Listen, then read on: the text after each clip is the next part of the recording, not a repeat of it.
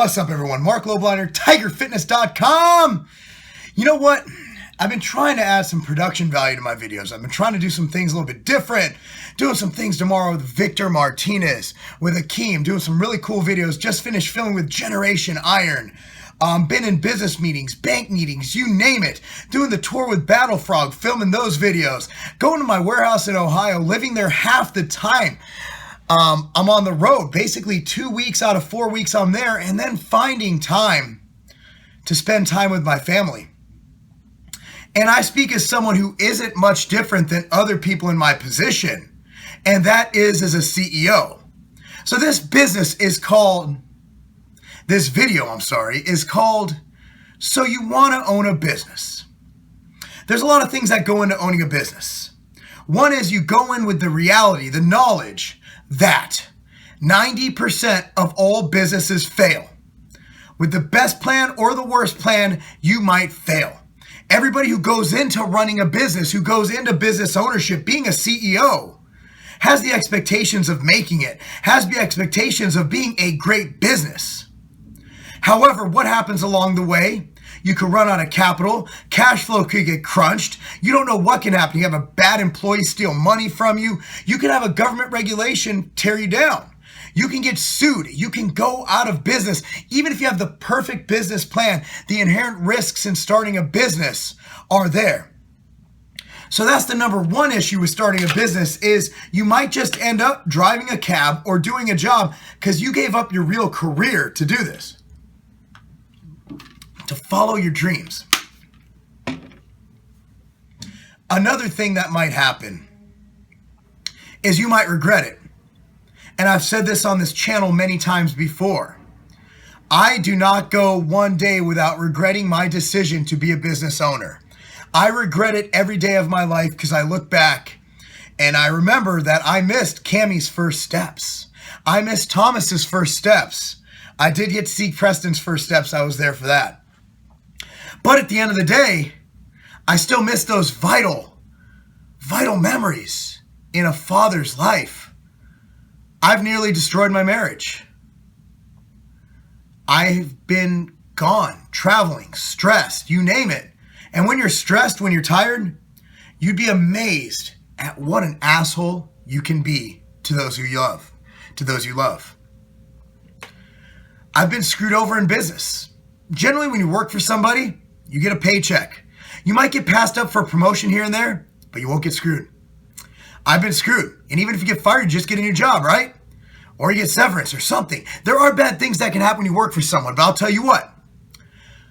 I've been owning a business since the year 2004 when I started Civation, after I was a founding shareholder of Instone with Sylvester Stallone. Before then, I worked for Weeder Publications, who was purchased by American Media. My best earning year of my life, where I made the most money, I'm not going to tell you how much, from 1997 when I entered the workforce until now, 2016, was 2003, the year prior to me starting my own business. That's in salary. That's not including selling a business and capital gains and all that. That's actual income.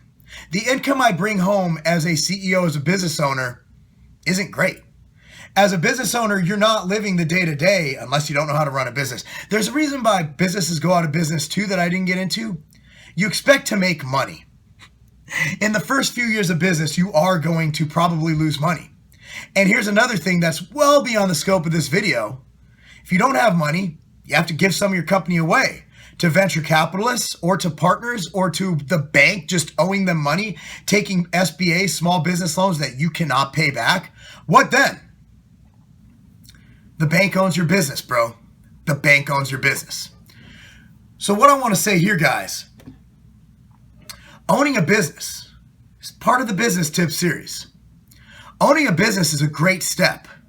And I have a lot of people, and there are some very successful people who dive into it. The guy who owns D's Naturals, D's Nuts, the guy with the fluff butter and the no cow bar, didn't go to college, just started his business. He's one of the few, and he's a smart kid, but he's going to be very successful. You get those Bill Gates types, you know, who don't go to college, don't work for anybody else, and just achieve greatness. I think he's one of them. By the way, if you haven't tried the D's No D's Naturals, no cow bars or the fluff butter. Try it. I respect that kid. He reminds me a lot of myself. Even though I did work for someone else, I had the intention of doing great things. And in business, stuff you guys don't see that's not on this YouTube channel, I believe I've done pretty well. And I'm very happy, very proud of that. But it did not come without sacrifice. At one point, I drove for over 3 to 4 years straight. I think it was 4 years straight, 300 plus days a year in my Toyota Corolla, telling people about my business. In those years, I wasn't making a ton of money. And it was hard because I wanted Katie to be able to stay home and raise the children. And I wasn't there. But I've built what we have now, and I'm very proud of that. Like, I was on my Snapchat the other day talking about, you see that ottoman right there? I bought that. That's mine. Nobody gave me anything. I didn't have a relative die. I don't have a trust fund. You know, my dad died. He left behind debt, you know? I didn't have that. I've never had anybody give me anything. I made it. There's a lot of good success stories like that. And if you're American, America is still, I don't know about other countries. I'm not saying you can't do it in your country.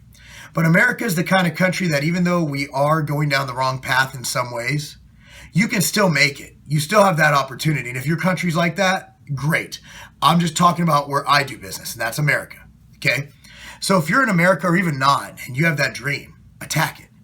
But know that just like if you attack a girl at the nightclub, if you don't wear a condom, or even if you do, you could get herpes still, you might get an STD. If you attack your dream and you start a business, you might fail. You might go out. And you can do what a lot of entrepreneurs do. You pick up your balls from the ground, put them back in your scrotum, you start a new business. You do it all over again. You do what it takes to make ends meet while you start your own business. You get a side job. You bounce at night. You do whatever you can.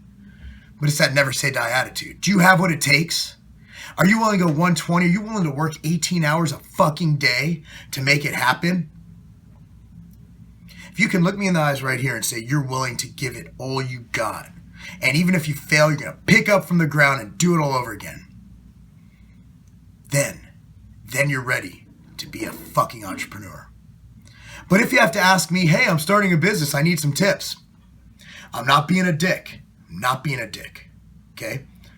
If you need to ask somebody every bit of your industry, you need more research. To start a business, you need to be an expert in that. That's why I recommend working for someone else, so you can learn the ins and outs, the intricacies of starting your own business. So until you're an expert in that industry, don't start a business. Don't do it. Don't learn as you go because you'll get screwed up. You'll make a distribution error, but it might be fatal. Do not do what you can to avoid fatal mistakes. Guys, I appreciate you watching. I'm very proud of where I am in life. It came with sacrifice, a lot of sacrifice. Nothing came for free. That's why I do so much to give back to charity. And I'm going to say this because it's a great thing. My daughter's soccer coach, Doko, goes back to his homeland, Liberia. It's in Africa. And he helps build houses and teach people out there how to coach soccer and give these kids hope and dreams. And I encourage you to click on the link below.